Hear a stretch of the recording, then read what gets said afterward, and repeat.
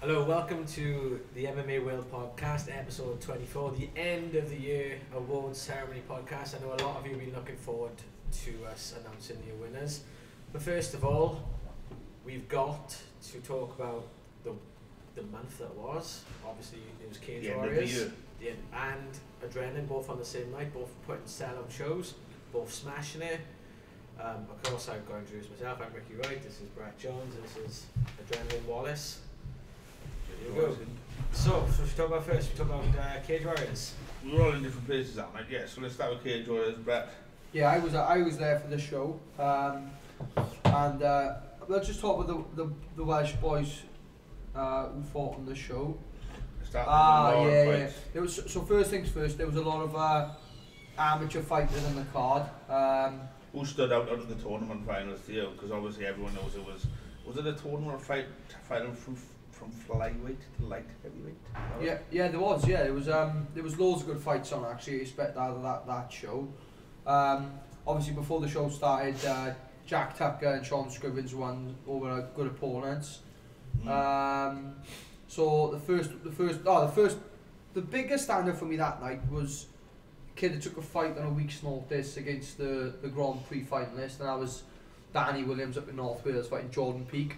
Both exceptional Welsh fighters and stuff, and Danny come in on a week's notice and won the fight. Yeah. What I like about Danny as well, he's had a mixed results in the early part of his career, and then now he just seems to learn from his mistakes and he's smashing it. And to take a fight with Jordan Peak, who's an absolute killer on a week's notice, and then win in what sounded like an absolute war as well. Yeah, it was good. It was. He showed something Danny doesn't usually show in fights as well. He went more wrestling heavy, because in his fights, I've seen Danny fight too.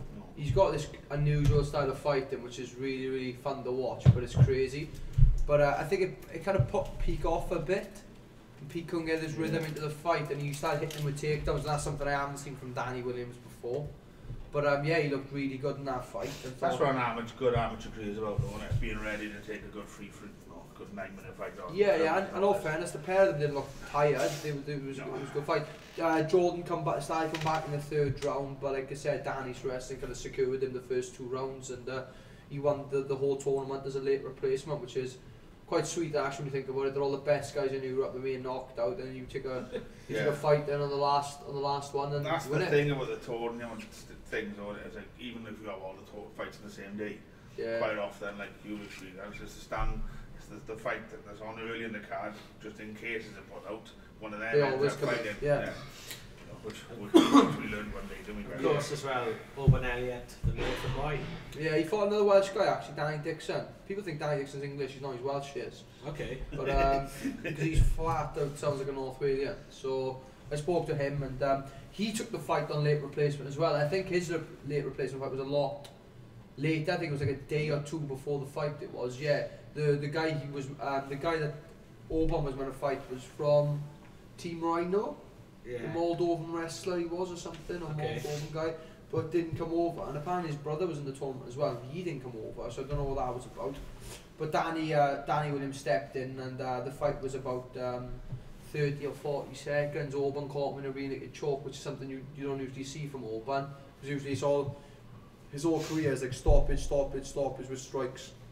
It's like TKO, and now his last one was a sub. So you can see he's starting to work on his other aspects of his game as well. Shows he got volume.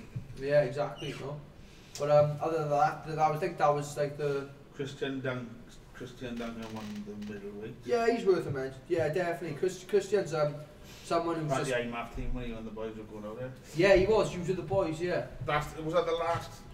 Or was that... No, that one up there was the last one. Okay. Yeah. So like obviously... Christian has won the tournament, and years ago, like when he first came on the scene, he just looked like that guy was going to stand out, and he is now. You know what I mean? He's winning these major tournaments and stuff. Because of that that tournament final thing, which obviously from the matchmakers was obviously shaky. Yeah. For a lot of the card, it sort of set your card up, and there wasn't much that they could do for the undercard to set it up other than replace fighters. So what I noticed the difference in the 100 lineup than say was it 97 or before? I think it was 97, 98, yeah, it was. The difference was a lot less Welsh able to get on the card because of the way that went. But yeah, obviously it's a promoter's dream having the finals on there. So, you know, job done. But as I say, there's a lot less of the archers we can mention. Yeah. But then quite a few pros Welsh lads. Well, we had Chris Edwards and Josh Reed, both fighting Scottish guys, and unfortunately both losing by submission, and gutted for both boys. I've said it many times, I'm a massive fan of Chris Edwards. He's had a hell of a year, and it's just it's a slip up. Bit of a speed up. But yeah, he has had a good year. He lost against a guy who was a title contender in Cage Wars with Boolan. Yeah. That was a good fight, and I felt like if Chris come out in the third different, he would have won that fight. Yeah, you know what I mean? So that was a bit of a bummer for Chris. But like I said, he's had a good year. You know, he's been busy, he's been active.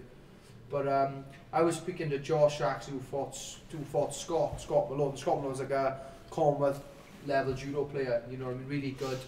Just got caught with an armbar, one of probably Scott's best moves. You know what I mean? He's always been able to do that. And I spoke to him the day after in Polaris. Then I said, "Oh look," I said, because he was like, "Oh, I've had a rubbish year," and I was like, "Well, so have I." And he goes, "Oh well, fingers crossed for next year." So well, fingers crossed, like, you know. But it's just one of them years, unfortunately. You know, you reach the top, and then sometimes, you know, you hit rock bottom, and it's hard, isn't it? It's like you notice that happens quite often. Yeah, it does. Yeah, people go lose one, you lose two. Yeah, especially if you go like Josh was very similar to me. He went undefeated for a good few fights. Exactly. And obviously he just come across a few losses now, but I'm sure he'll kickstart his career off next year. You know. Yeah, he fought for the world title not so long ago. Exactly. Exactly. Where else do we have? Aaron Khalid. Aaron Khalid versus Hakan Foss. Now, Hakan Foss is a pretty big name. He's got some good wins. So coming in against Aaron Khalid, Hakan showed his class, but Aaron Khalid's got this ability to just switch the game plan up mid-fight, try something different. Yeah. And it worked for him. He got the dash choke. And Hakan in the fight I think it was like the first round, he was like very confident in his feet. He was kind of like, he was showboating a bit, you know, putting his chin out and stuff and saying it to me. And in the second round, Aaron did hit him, and I could see it started to change because I like Hakan Foss, but I feel like sometimes when the fight comes out, that's when he starts to struggle. Like the fights where he fought Jamie Richardson and he struggled in that fight, you know what I mean? And you know, I think once you put the pressure on him, he started to buckle. And I think Aaron showed that. Then obviously it set up the Darce choke. I was there, I saw it. It was legit. It was a Darce choke. There was a lot of controversy afterwards. But 100% it was a fair sub. If you're British, you say it was a legit sub. If you're from Scandinavia, he didn't tap. Well, he was sleeping. You've got to show referee something.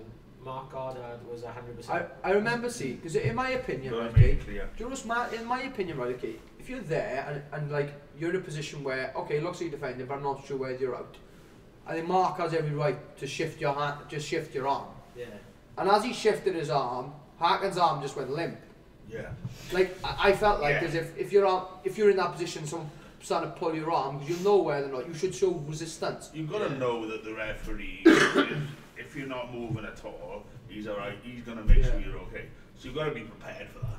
Yeah. That's part of the game, being prepared for assuring the referee that you see it in the UFC all the time. They just like that all the time. Yeah.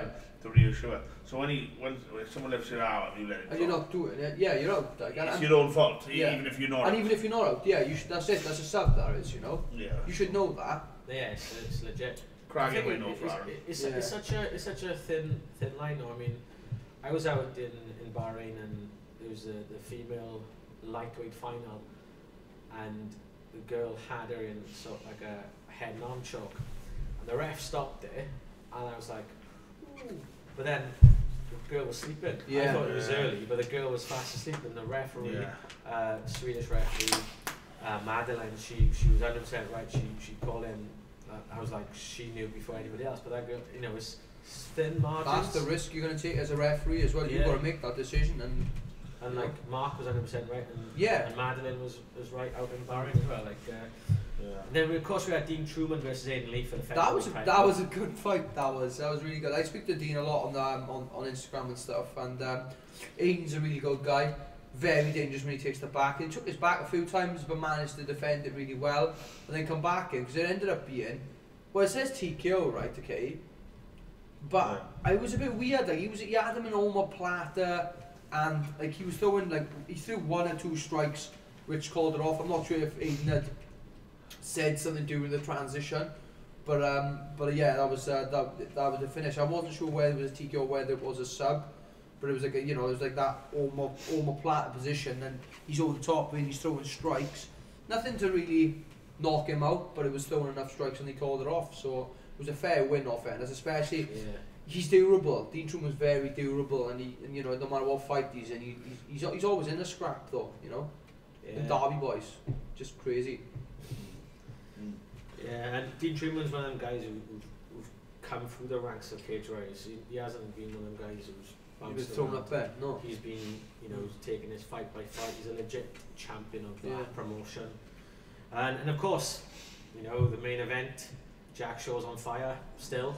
Yeah, 10-0. Going into that fight, it seemed like if you were from Wales, you were going to be Jack Shaw. You knew Jack Shaw was going to win. If you were from London, it was a win for Ekandayo. I mean, there was a lot of talk from London that he was going to blitz Jack, and Jack just stepped up 3 levels, absolutely obliterated him. And to me, it seemed like Jack didn't get a chance to do his own game plan. It seemed to me that Jack wanted to stand, Ekandayo wanted him to the floor.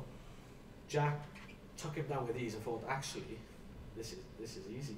This is easy, and just changed his game plan there and then, thinking, I'm just going to pound him for the rest of this fight. Absolutely smothered him. Yeah, I watched Ekandayo training when I was up in when I had the team title event, and he looked fantastic. He is a very good wrestler, and like I said, he did manage to take Jack down, but Jack kind of transitioned and got back on top. But I thought Jack's wrestling was phenomenal. I was training with Jack leading up to the fight. I thought his wrestling was brilliant, and I don't know, when you're training with someone, you just got that, you have got that biased opinion on it. But when I was fighting and sparring Jack, but when I was fighting Jack and training, I was thinking, no, he's gonna win. Like, he looks fantastic, and he gave me some hard sessions. Him and Josh come down every so often, but at the end of the day, his ground and pound was one of his best aspects of his game, and being able to throw it, and thought he looked amazing. I don't know who they want to throw him in with next.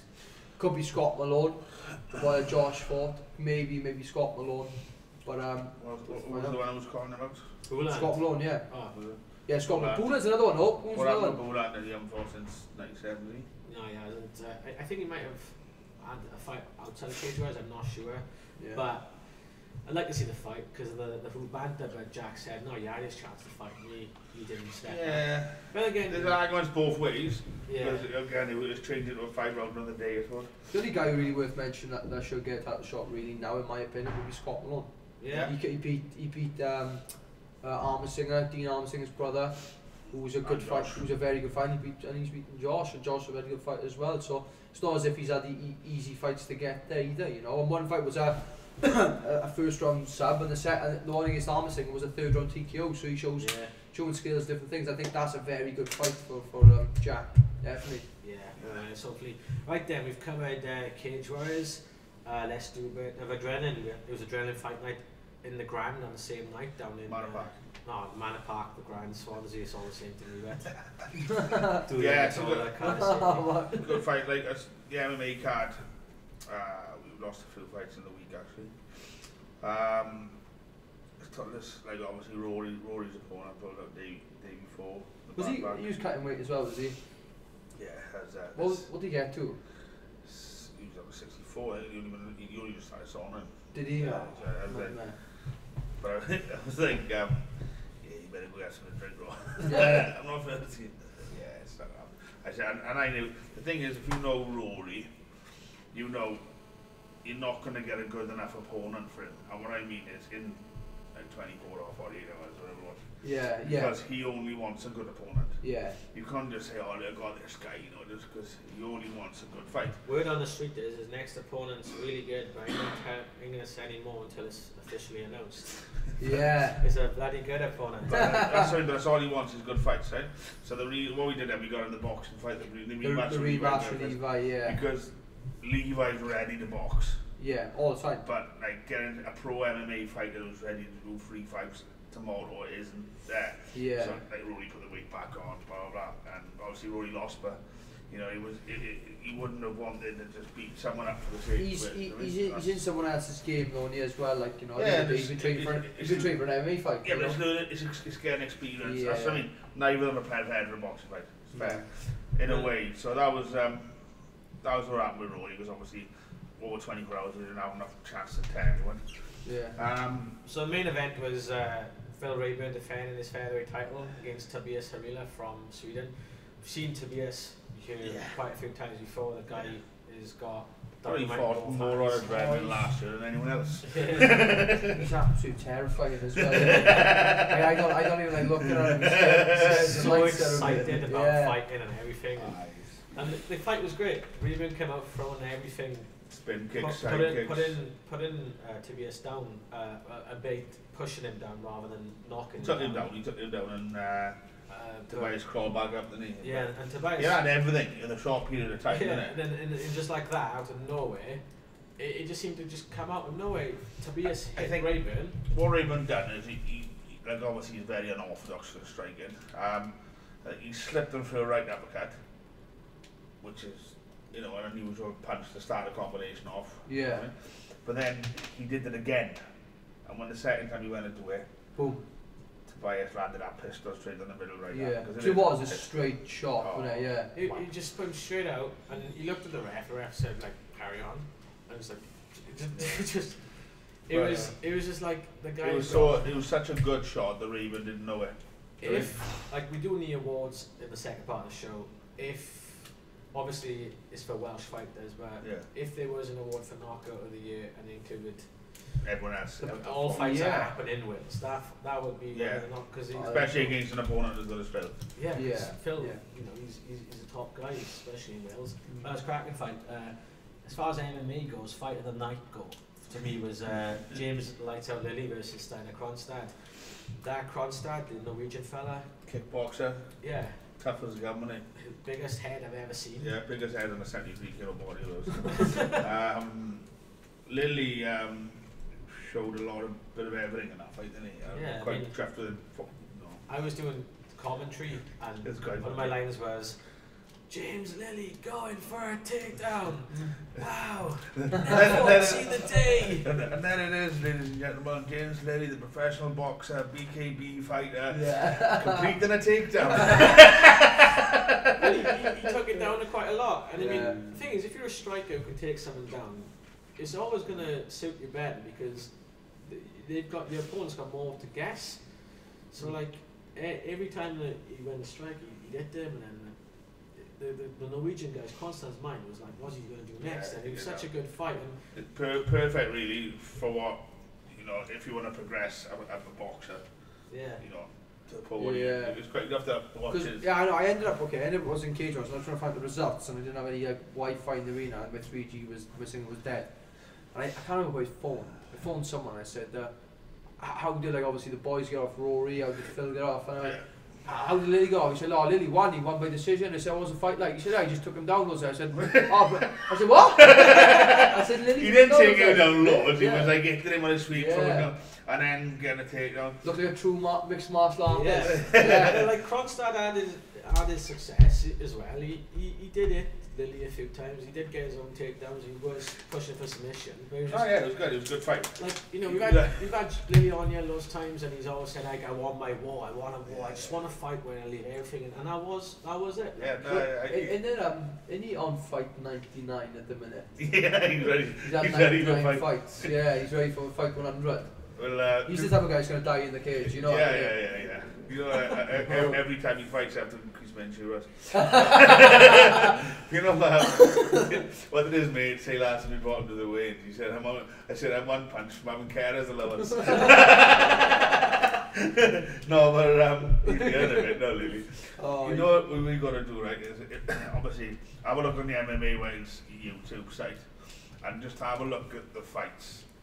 If not to watch the fights, it was Ricky's debut commentary. And I didn't even know he was doing it, right? And I kept calling him, and he was sitting there in the cage, because I called him, out of 12 fights, I called 11. Oh, these? Yeah, 11 about only the girl I didn't call her. Yeah. So like, he was doing commentary, I didn't know. So Levi Griffiths, who fought Rory, was saying, oh, we love the videos and all that. Especially when she said, I've never seen Levi, never heard of Levi compared to the, what's his name? Mr. Man, Mr. Tickles. Mr. Tickles, yeah. You know the long arms? He looks like him as well. He got so long, he said, I've never heard him compared with Mr. Man, Mr. Tickles before. Levi Mr. Tickle Griffiths. Yeah, we have to have a little look at the comedy, listen to the comedy, because it's quite unique. I enjoyed it. I mean, and then the other fight of the night, in my opinion, is the girls. I mean, Sophie. Obviously, it wasn't an MMA fight; it was a K1 fight. But we had Sophie Evans from 3D MMA fighting Ashley Johnson from WPT. What a war! Yeah, go make a coffee and watch her. Yeah. It's like she's always been in scraps, Sophie has. I've never not seen her in a fight. She just comes out swinging like, and she was lighting Ashley up. Yeah. And in my commentary, I said, "Can she keep this pace up for 3 rounds? Let's see." Obviously, Ashley slowed down. Ashley started to use her range and use her kicks, and then Sophie had a second win and come back again. Sophie had a moment, but Ashley was dominating. But it was oh my god, it was a war. Like, I enjoy watching Sophie, I really do. I think she just comes and brings it, you know. I think they both agreed not to block any punches, though. Do they? Gentlemen agree like the guys. Won't block any. No, yeah. Use our notes. So I tell you what, if I hit Sophie Evans' head, I'd knock myself. She messaged me the day after asking the DPS her leg back. So she was obviously kicking her a lot. Like, but like the girls later on. And the thing is, when you get a girl fight, like people notice. Yeah. People notice the girls, and then they do. Like, if you want to be a fighter and you're a girl, you want to be a fighter. Yeah. I mean, with the boys, it's a lot more of them. So you really want to be. So when you see these girls go at it, they really want to win. Yeah. You know what I mean, and they went for it, and it's brilliant to see. But as I say, it's a fight you can see go again. Yeah, I watch her all the time. It was great, man. But yeah, it was about have a good fights. Last mention, Caleb obviously winning the European K1 title. I was harsh on him. I'm always harsh on Caleb because he does enough every round. And he did do enough every round, but more. And then there was like, the judges. He wins 4 out of 5 rounds and he didn't do enough. Because I was like shouting him. If you look at the video, every round I'm shouting at him. Yeah. And then the judge, every judge scored at 45-50. I was like, that's a bit harsh. He was great, man. Caleb was fantastic. He's such a technical strike guy. He's so good. Yeah. Love watching. It's great because obviously he's fighting again. He's defending his title at the end of February. Yeah. His European title, and then I'm just going to do some MMA for a bit. So that's the plan. Because I say if you defend, what 57. Was he 50? He's not 57. Yeah, but that's the day before. He's a growing boy, man. Yeah, but he's walking around 63. Is he? Yeah, so he's a bantamweight on the day. And he's a strong. Like the flyweight, the one fight he did have was bantamweight, wasn't it? And the guy was bigger than him, but that was in the national bouts the day before win. Yeah. But yeah, we are lucky. His grappling's improving. Good. And he's hard to get hold of anyway because of his range is so good. Yeah. So I'm looking forward to a bit of MMA with him now. Cool. Right, so that's fun. We done with we're done with December. There's nothing else happened apart from what else happened. I got smashed in Polaris. Just say that. That's fine. You got smashed in Polaris. I got smashed in Polaris. That was it. 40 seconds. Thank you. A couple of days later, then we did your Q&A. Yes. An evening with Brett Johns. You limped up to the stage and took off your knee brace like it was nothing. Was that? I thought it was the alcohol. Or was it? I thought that was what it was about. But it was a great night in Swansea. I mean, you can tell them more about it. No, it was just obviously a night to try and finish the year off on a bit of a high, a bit of a crap year, and we raised £1,000 for Morrison Hospital, Oakwood Children's Ward, and brilliant. Thank you for everybody that turned up, because obviously it was without them guys it wouldn't have been as successful as it was. but very, very grateful. So yeah, chuffed of that, because I think that would probably be my highlight of my year, my personal positive highlight. That would have been it, you know. So no, it was a good night, man. I mean, everybody enjoyed. Good turnout. Songs and stuff. Yeah, I didn't have the burger. Nice. I forgot there was food. I was rushing on the way over. I left the gym. Rushed on the way over. I was straight to Subway. Have you seen the loaded wraps around the Subway now? Yeah, it's done it. Yeah, they do a Christmas one. Have you seen it? Yeah, what's that? Turkey, cranberry, gravy. On the way home now. So I was like, oh, I'll have one of them. No, I ate on the way. And I sat down and they just put burger and chips in the middle of it. Whatever. Can't say no. Ain't no better than wheat. Is it right, what? Yeah, it was good. The next day then I got flown to Kazakhstan to MC Type FC, baby. That was really good. It was absolutely packed out there. It was 12,000 seats. And I think it was probably about 10,000 in there because they cut off the one end of the arena for the stage and everything, the walkout stage. But so I say it was about 10,000 inside there. Amazing fights. It was basically they put on a show for. They got a big show like Titan FC, just to showcase the Kazakh fighters, what they can do, you know, the scene out there, and to fill an arena like on first goal was insane. And I think Titan FC will be back. Hopefully I get to go out there again, eat more horse meat and drink more camel's milk. Good protein. It's the worst thing I drank that was camel's milk, I tell you what. I put my wine glass out thinking I was going to get champagne, and then it was like milk, and I was like, milk? He was like, yeah, from a camel. Drinking it, you know, and horse meat was nice, so yeah. I didn't want to try the horse milk because it had all these black bits in it. No, I stick the camel thing. Yeah. But that was camel or horse? The one without the black bits. Yeah. Ignore the black bits. Yeah. But it's just when, like I was telling Wally, and he wanted me to share this story on we waited for our cab to pick us up to take us to the arena from the hotel, and it was 8 of us, including like Jose Torres and Dan Migliota, the referee. Yeah. A 6-seater shows up, and the driver had his kid with him as well. Did he? So it was 8 of us looking at this like 6-seater, and he was cramming us in the back. I had Jose on my lap, you know, dancing. Yeah. Little flyweight. Jose is a flyweight world champion. Big Dan Migliota in the front seat. You know, if you know Big Dan, he's like 6'6". 20 stone of muscle. He's got the driver's kid in his lap. Yeah, the driver's kid in his car, so we're driving like a brick in there and looking at the exit route because I think it's -10, the roads are icy. And the driver decides to pull like a U-turn in the motorway. So we all like live, you know, we're alive. And then there's a police car next to us. No way. So we were like, okay, so they pull us over, the driver gets out, Dan Migliota, my God, if this was New Jersey, you get shot if you get out of your car, you don't get out. So like, he goes out, bit of a chat, the guy comes back in, Dan's like, did you get a ticket? He's like, nah man, I tell him who you were, I tell him, because you were here on the invitation of the Kazakhstan Dana White. So we just essentially had like a police escort the rest of the way then. It was fantastic. It was quality, you know. It was there for less than 24 hours, like, but it was great. Well, you were out there for less than 24 hours? Yeah, just flew out there, went to bed. Working somewhere else the next day, hadn't you? Yeah, I flew home the next day. What are you ballroom dancing? Yeah, MC the ballroom dancing in the Liberty Stadium.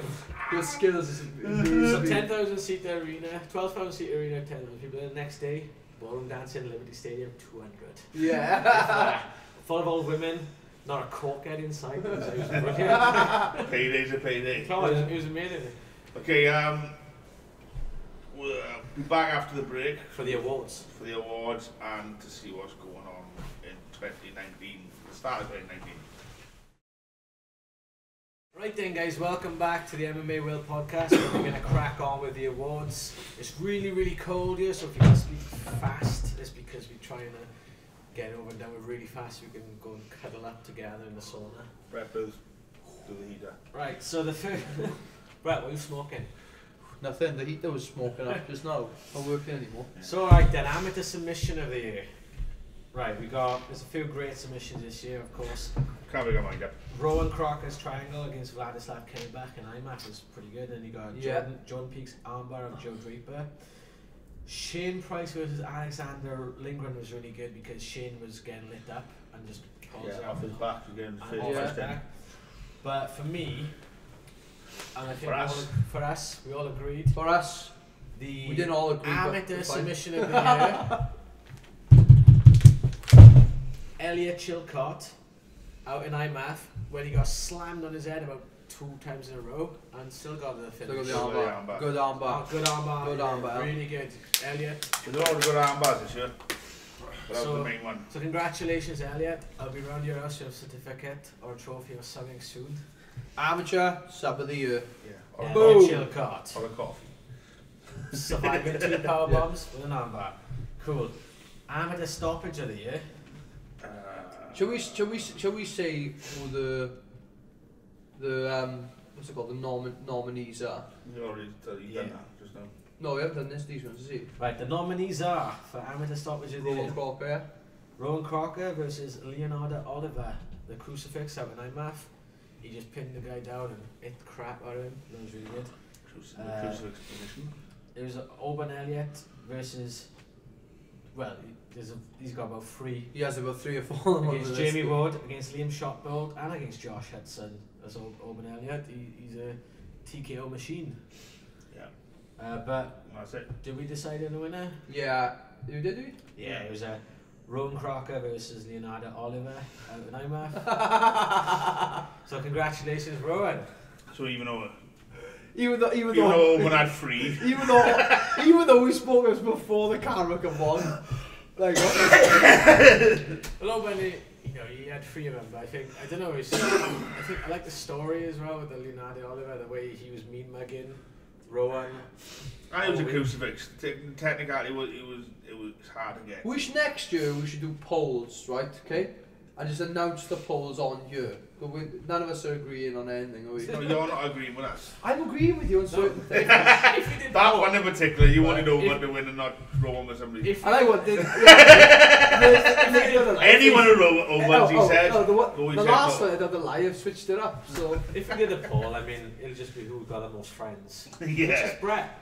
I can't win anything. I'm done for this year. Who's got the most friends? Brett Johns, the loser by decision. The nominees are Brett Johns versus Brett Johns and Pedro Munoz. So somebody here, Tom Halpin versus Brett Johns. Amateur prospect of the year is, there's been a few good prospects, but out of you go straight to I mean, the rules are got to be under 5 fights. This guy went 4-0 this year, becoming European champion in the process, and then winning his Cage Warriors debut. He's already won amateur stoppage of the year. Ladies and gentlemen, amateur prospect of the year, Rowan Crocker. Brett didn't want it. Completely agree on that one. Completely agree. No, I mean, like, to go out as a no-bouter and to win the European Championships, even if it is at, it's not junior. 3 fights over 5 days, becoming a junior welterweight champion. That's quite impressive. He finished 2 of his opponents, decision 1, and then he got a finish on Cage Warriors. It was a freak accident. Yeah, he pulled guard. But he bent the guy's leg the wrong way. I know, it was, if anybody hasn't seen it, it's horrific. Look at the crucifix. Amateur fight of the year. Right.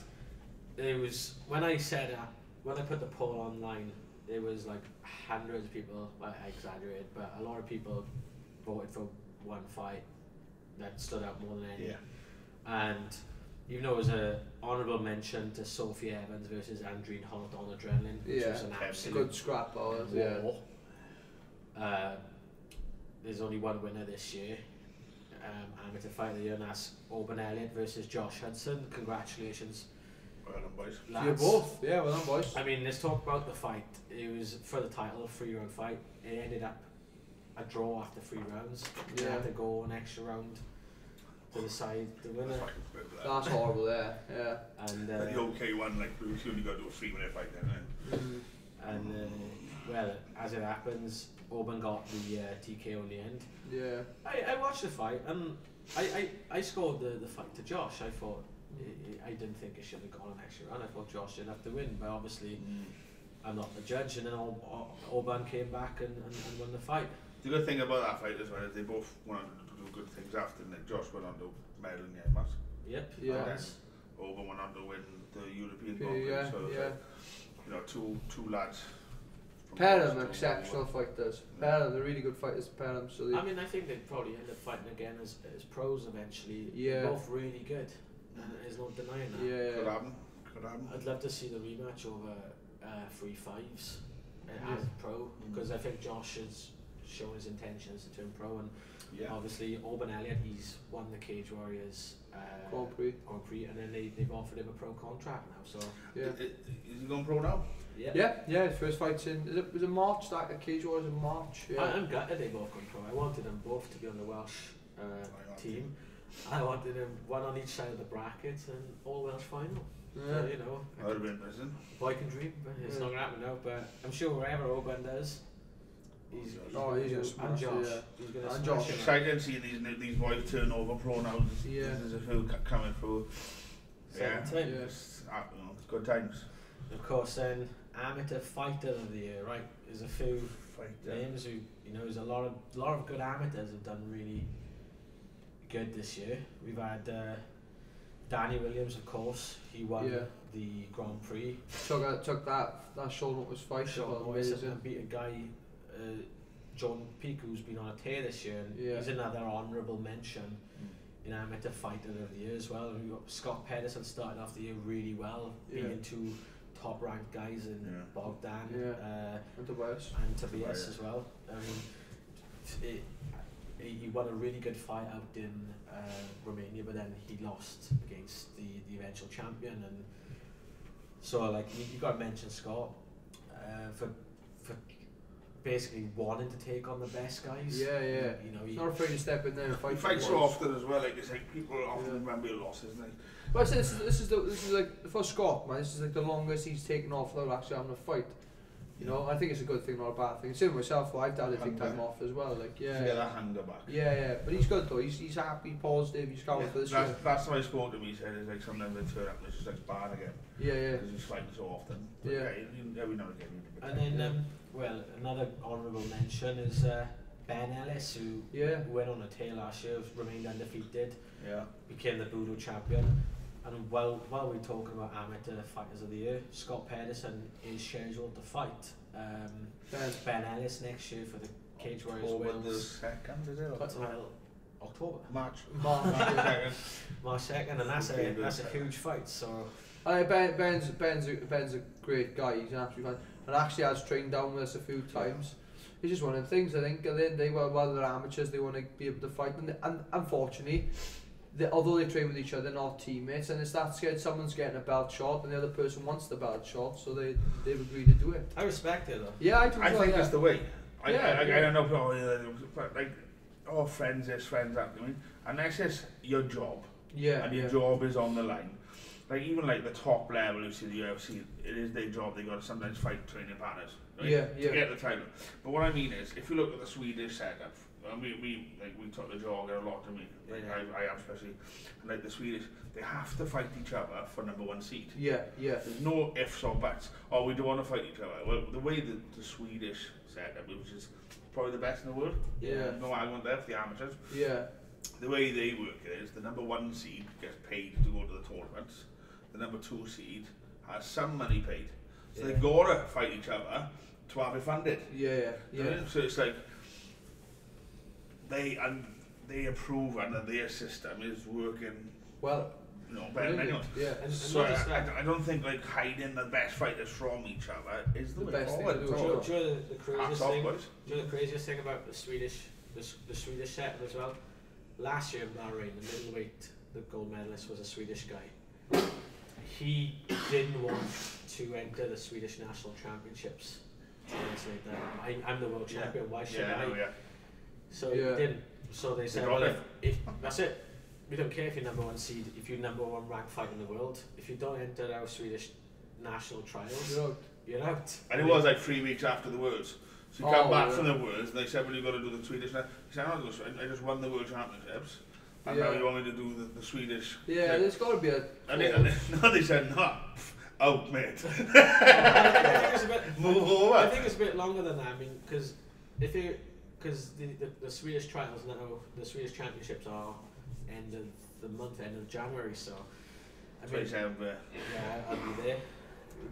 Just dropping this effort. Yeah. Well, that's how the Swedes do it, and that's why they're so successful. Strength in numbers, isn't it? So everyone wants to be number one. You know, amateurs are going to have to fight each other to progress. And I spoke to Ben about being trying out for the Welsh trials. He said, no, a fight's a fight to me. I don't think I could spend a time in a hotel with 7 other guys I might be fighting. I'll just want to jump them in the corridors. Like, yeah. He's a to be honest though, he's got a point though. Like that tournament isn't cut out for all people. No, it's not. It's not cut out for the guys who are about to turn pro. I think. Yeah, as well. yeah. I mean, it's like I know what he's saying. It's like you concentrate on one guy. I mean, it's a different. You got to. I think sometimes doing that tournament style. The guys who are I think he is going to turn out so bad, isn't he? So I think if he beats Scott, yeah, I mean, he'll probably turn over. So I think you've got to have a little bit of time then from going to that tournament. I think to be ready to fight 5 people. Yeah, yeah. To be able to do it one person, you've got to have a bit of time to adapt to the difference. Do you know what I mean? Yeah, yeah. So I do know what he's saying, but being in Belfast would be nicer. Yeah. Another honourable mention, Glenn Williams. Yeah. This thing on Udo, like heavyweight. Yeah. He's remained undefeated. He's obviously looking forward to the upcoming trials. Yes. He wants to be on the He Welsh showed team. interest to that Welsh team. Yeah, I was talking to him today. He's really up for it. Yeah, good lad. So hopefully he's doing well, like, you know. So hopefully he's sure. Yeah, there's a couple of light heavyweights this time as well. This is very rare. Yeah. I mean, so we'll get much that heavy usually do. No, we'll see where. I suppose. But the amateur fighter of the year is none other than we've mentioned him already, guys. Couple times. Congratulations, Oban Elliott. You are 2018 Amateur Fighter of the Year. Welsh Amateur Fighter of the Year. Welsh Amateur. Congratulations on winning the Cage Warriors Grand Prix and turning pro. I'm sure he's going to smash up next year. Right then, before we go we'll have to give him an A4 piece of paper that says... Oh yeah. We frame it. We frame it. I got a laminator. Are you sure you got the funding to frame things? I got a laminator. Euros is loaded, isn't it? Oh, right. I got a laminator, it's fine. He's got a new camera and everything. It's Nathan's camera. It's Nathan's camera. I know. Right, before we go on to the professional awards, we've got a competition for you guys. This is going to be a regular thing on the MMA World podcast. Hopefully. Am I explaining it? Yeah. Yeah, you're the most media savvy. What is the competition? Oh, here we are. Competition tag. Partnered up with Roll More EU. Check them out. www.rollmoreuk.com. As 20% off the whole range while stocks last. Geese from $49.99. Rascals and Spats from $27.99. For your chance to win, the 93 brand Gotham Static PGA gi. Doesn't have to be A2. Apparently you can get your own size. There you go. Pick your own size. There you go. After Christmas size or not, up to you. I'll be like an A4. As worn by Christian Bale in the movie Batman. I don't think that's true, but but we write it. Right, ready? So chance to win 93 brand Gotham Static PGA gi, unique dark heather grey fabric, two-tone design with contrasting black collar. What's it? Angular reinforced sleeves with heavy dusty rip stops. Right, the rules. Follow Roll More EU and MMA Wales on Instagram and Facebook. Tag 2 friends in the comment section of the MMA Wales competition post, which is out Saturday. Winner announced on the next podcast. So basically, look for a picture of Brett holding his gi. Yeah, I'll you trying to get it on. Look for a picture of Brett with his gi and do as Brett just said. Tag 2 friends in the comment section of MMA Wales competition post, which will be Saturday, and follow the Roll More EU and MMA Wales on Instagram and Facebook and the winner will be announced on the next podcast. It won't be as long until the last one. I'm so keeping this on for the rest of the pod just to keep me warm. It's really nice. Yeah, and to advertise it. That's why. It smells new. Probably because it is new. Yeah, it's brand new. Nice. Brand new. And it comes in a bag. Yeah, It's got Batman on it. It's got a Batman bag. It says on the gi made in Gotham, which is a real place. I don't think it is. I mean, it says designed in Gotham City. So apparently it's designed by Batman. Christian Bale. It's a really nice gear. I mean, it's really unusual actually. I like it, I do. Yeah, it's really nice. I like it. I might take a BJJ again. Finally get my blue belt. I've been stuck on 3 stripes by white for like 10 years. The Adidas belt. That's a nice gi. Okay, so that's the competition. Hopefully that's one of many competitions we're going to be doing on the MMA Wales podcast, and it's a cracking price to start off with. It's not, and especially if you like Batman. It's not just a t-shirt, especially like Batman. Yeah. Right, let's move on to the pro. Right, so pro submission of the year. The nominees are Aaron Khalid versus Hakan Foss, the DAS. Aaron Khalid versus Jamie Richardson, RNC. rear naked choke. And Aiden James versus Franz Malambo. Also RNC. And the winner is Aaron Khalid versus Hakan Foss, the DAS choke. Congratulations, Aaron. I mean, let's talk through the submission. I mean, we mentioned it earlier. Swedes don't like it. Yeah, if you're from the Scandinavia, you thought he was. He was fine. He was fine. But He wasn't. I was there. But he was out. He was out. He had like a little nightcap on. He was like this was. It was funny because obviously because he was like jogging was down on the adrenaline the same way. And you saw Aaron for fight at the adrenaline in the grand earlier in the year against Jordan James. Yeah. He said, I'm ready. He's got a very hard fight this time. And then on the Sunday, he goes, hey, Aaron, pull it off, huh? Yeah. So it was like, you know, people are taking notice from everywhere. So he's another one to put on the list of fighters. Winning the adrenaline title versus Jordan James. Yeah. And, he's had a good year. Yeah, very good year. Very, really good year. I think because during last year he fought Ross Houston twice. Yeah. He fought Ross Houston twice, and like everybody thinks, oh, he had a bad year last year. He fought Ross Houston. He's Cage Warriors welterweight champ, like, you know. The thing is, he didn't look. The loss against Houston, he didn't even look out of his depth. Really. No, he did not. No, on another day he could do it. You know, he did well, yeah. Put it up for me. Yeah. But impressive. So he's beaten 3 good guys this year, so you know he's done well this year. Fair play to him. You know, he's an exciting fight as well. I enjoy watching. Never dull fight. Yeah. So congratulations, Aaron Khalid's submission of the year 2018 for the DAS choke against Hakan Foss on Cage Warriors 100. Well done, Well done, Matt. We'll keep you up with a bit of paper.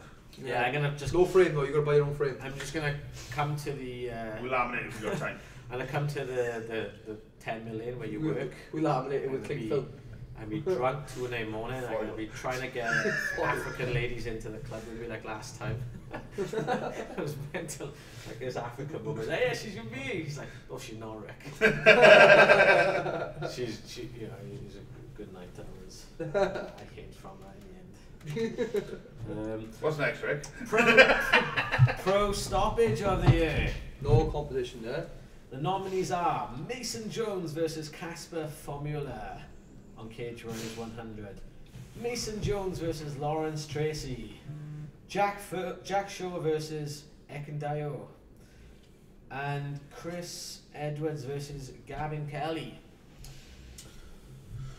The winner is Mason Jones versus Casper Formula. Cracking fight. Well, I'm not going to say come back, as Mason said he wasn't going to come back. Yeah, Mason said he was in complete control all the way. And I believe him. I believe him. He's the type of guy to not be out of a fight. Like he was a great fight, and the stoppage came, man. It was brutal. Brutal stoppage. Yeah. Everything. He went low, high, flying, knee in him, kick. Oh, it was amazing. Okay, plum clinch to finish on that body. Nice. Body knees over. Nice. Variety, lots of he shows so much variety in his arsenal, and I'm glad he took the last bit of the year off, to be honest. Yeah. He's when I watch him fight, right, he's in some tough scraps. So when he told me a few months ago, he said, like, I'm going to be taking some time off, I'm going to enjoy over Christmas. I thought, brilliant, that's what you should be doing. Yeah. He's had these fights and like 6 of the year, isn't it? They're tough as well. He's probably the most active fighter in Wales that isn't Brad Evans. Yeah, 100%. Was Brad even that active? Probably. Was he? He had 58 fights this year, what? Yeah. No, he had a bad back in the Yeah. So yeah, cut him a bit of slack one. So congratulations to Mason Jones, 2018 Pro Stoppage of the Year. Well, I miss. Good fight. Right. Pro Fight of the Year. The nominees are Brett Johns versus Pedro Munoz. I'll be honest with you, mate. It's nice to get a nominee once in a while. I know I lost, but it's nice to have It was a good fight. It was a cracking fight. I don't know if he'll be the winner, but... So, watching that fight, you always felt like you could come back. 2-1, whatever happens. James Lilly versus Steiner Kronstad, obviously just happened in December. Yeah. That was a brilliant fight. Yeah.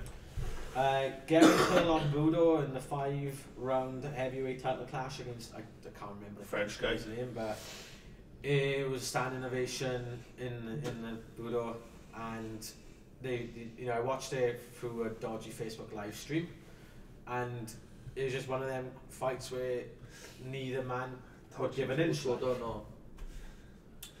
And of course you can't mention Profile there without Mason Jones versus Casper Formula. 100%. Obviously won Pro Stoppage of the Year already. Does he win Fight of the Year as well? We'll see. You gotta work out drum roll. Gotta get drums in. Go with drums. I was chuck us some drums. Fill her in there. So Pro Fight of the Year, of course, Mason Jones versus Casper Formula. 100%. What a fight, like. Yeah, I mean, to win, like, stoppage here and fighting you with less than 5 minutes.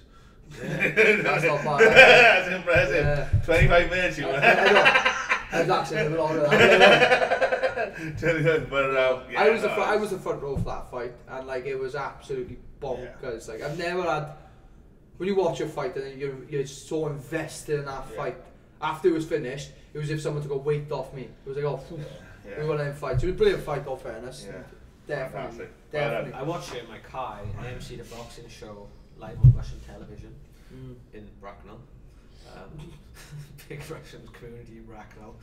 I watched it in the car and I just like didn't want to. I was freezing. I didn't want to drive home until then. I had to watch Jack's fight after that, and then but Mason Jones versus Casper Formula is one of the best fights not only this year in Wales, but one of the best fights I've seen this year. Yeah. Completely. Period. So congratulations, Mason Jones, on picking up your second Wales MMA Awards. You got 2 pieces of paper. Yeah, 2 pieces of paper. We might pull it out the bag and get a trophy sponsor. Ricky might have done it that way. She's only got to drive to one place. We should have like JC. It'd be nice to get JC trophies and do like belts. Oh, you love a belt, don't you? I love a belt. Like, I'm planning on having a good year. No belts next year. Yeah, we get belts next year. We didn't have MMA Wales Awards last year. We pulled off Sub of the Year last year. But no, it's he wants a belt for show. He wants a belt for last year. Yeah, we got for last year. It is a shame. Like, okay, my first ever MMA Wales show was in January last year. Me and you did it. We were guests, not presenters. Yeah. You weren't even on it. You were watching from a distance. Yeah. Outcasted. It was, and it'd be if we did an award ceremony last year. Rick, well, it's not a ceremony. You're not going to save it now, mate. It's gone. You would have cleaned up. That moment is gone. Yeah. No, we didn't. It was like our Brett, so there's no point doing it. There's no point. No. Fred ever blown smoke at his ass. No. Let's carry on. Is there a reward there though for the person who's been filled in the most this year? Oh, you there, mate? That's it. Me. And the award for Chin of the Year. Fair play to you. You took a lot of punches to the head. Yeah. I think that defeats the point though. You better not take him to the head, did you? Is that the rule? Let's go. We've got 5 minutes left. Right. So, Professional Prospect of the Year. The nominees are Aidan James, Corey McKenna, and Ryan Mendez Morgan. Right. To me, the winner is Aidan James. Yeah. He didn't do it all that time. No. He's gone. Both his fights have been on a massive promotion. Yeah. Out in Brave, one in Belfast, one in Pakistan. Yeah. He is big in Pakistan now. Yeah. They built statues of him in the streets of Lahore. There's a statue of Aidan James from there. And no, it's like to go on the road twice. Yeah. And beat 2 top guys as well. And they are good guys. And he finished them as well. Yeah. He finished TKO. Very impressive. I was out in Belfast with him for the Tommy Martin fight, and I thought he looked absolutely exceptional. And he took that a weight above, didn't he? He took a featherweight. He was at featherweight that fight. Yeah, because I remember fight week I was panicking because I don't eat food for like 4 days before my weigh-ins. And Aidan's eating rice day before the weigh-in. And I'm like, Aidan, stop! He's like, I know what I'm doing. But no, he went out there and on his bantamweight debut then fought Franz and just looked fantastic. And Franz is a name, you know. He's big name. Yeah, you know. Very respected and brave. Franz is, you know. Well, Franz was the world champion in IMAF when Aidan went to Las Vegas to represent UK. And if Aidan won his second fight, he would have fought Franz in the next round. So to Aidan, it was like written in the stars. It was like fate. Yeah. And he fought him, and so you know. But then you've got to mention special mentions. Corey McKenna. Yeah. Fantastic prospect. I mean, she's 9-20 yet, and you look at her amateur record and the name she's beaten as an amateur, and then you think, oh, actually, you know, as a pro, it's good. Train with some good teams as well. Because she trains between Tilling Combat and of course, you know, like Jack Mason's team as well. And also done a stint. Did a stint or two up in Alpha Male. And do you know what? We like, okay, she probably have more than 2 fights next year, so she wouldn't be eligible to win Prospect of the Year. But there's a good chance she'll win Fighter of the next year. Fighter of the Year next year. Because she's got it all. I mean, if she had got the decision in Cage Warriors against Mikola, is that her name? The Italian girl. The Italian girl. She might have. The close fight. It was close, yeah. It was one of them fights I watched and I didn't feel confident either way. Like I remember at the time scoring it for Corey. Yeah. I remember scoring for Corey at the time. But you could never be confident going after a fight like that. You could never be confident of getting the win. It was one of them like just wait and see. Yeah. And, if it went the other way, maybe she would have won Prospect of the Year. And of course Ryan as well, Ryan Mendez, he's had a good year, he's won all his fights. Yeah. Been off with injury for a while. He has, he's been a bit unlucky with injury, unfortunately. Right then, Pro Fight of the Year. Special mentions, Mason Jones, 2 awards already. Special mention to Aaron Khalid, had a fantastic year. We've only got 1 minute left, so Pro Fight of the Year. Ladies and gentlemen, you've guessed it. Brett Sorry, wrong year. Again. Jack's show. 100%. Jack's had the best year of his life. Almost won the title twice. Yeah. Yeah. So, I mean, there was obviously to sell out the Ice Arena twice. It was absolutely bouncing. Like the first time he sold, they only had it half, and then the second time it was screwing us open the entire thing. Yeah. And he sold that out in the entire arena. Cage Warriors 100. And you said earlier, it weren't that many Welsh fighters on the undercard as a result of the tournament. Still fill it up. And he didn't have like Mason Jones on the undercard, which is a big ticket seller as well. He sold that place on his own self. We can talk about Jack's for ages like we have been in the past, but well done to everyone who's won any of the awards. Well done Jack, obviously Fighter of the Year, and was an Oban Amateur Fighter of the Year, and everyone else who won anything. We'll do this again next year. Perhaps we'll have laminated. We might even have an award ceremony. Imagine that. Maybe a belt. We all dress up and we all get belts. Maybe a belt. No belts. Maybe like a fight to the year belt. So we'll be back very soon with episode 25 where we'll talk about the mass amount of fights that's about to be announced, I think, because there's a lot of events coming up in March. So yeah, a lot of good events. Further. Thank you. Bye. Happy New Year. Blijf in Nederland daar.